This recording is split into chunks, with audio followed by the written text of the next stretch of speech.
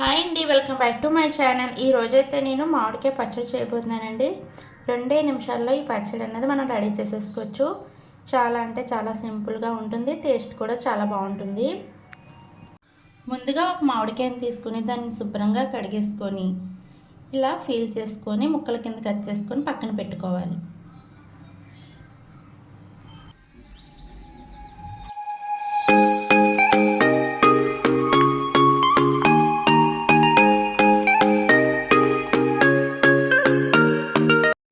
ఇలా కట్ చేసుకున్న ముక్కలను మిక్సీ జార్లో వేసుకోవాలి.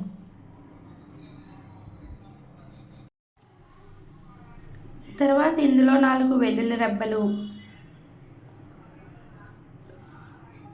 రుచికి తగినంత ఉప్పు,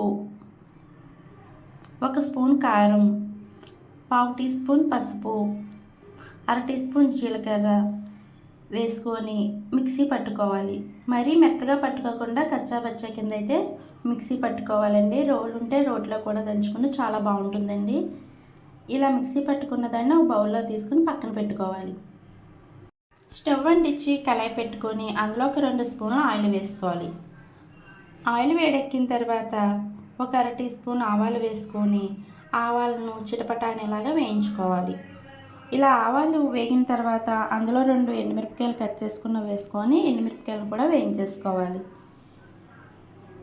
తర్వాత కొద్దిగా కరివేపాకు, 1 చిటికెడు ఇంగువ వేసుకొని పోపును వేయించుకోవాలి.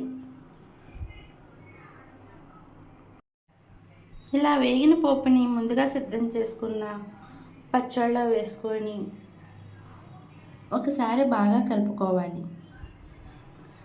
అంతే అండి, ఎంతో టేస్టీ అయిన మామిడికాయ పచ్చడి అయితే రెడీ అండి. ఇది దోశ, ఇడ్లీ అలాగే అన్నంలో కూడా చాలా బాగుంటుంది. మీరు కూడా ఒకసారి ట్రై చేయండి. ఈ వీడియో నచ్చినట్లయితే లైక్ చేసి మా ఛానల్ని అయితే సబ్స్క్రైబ్ చేసుకోండి.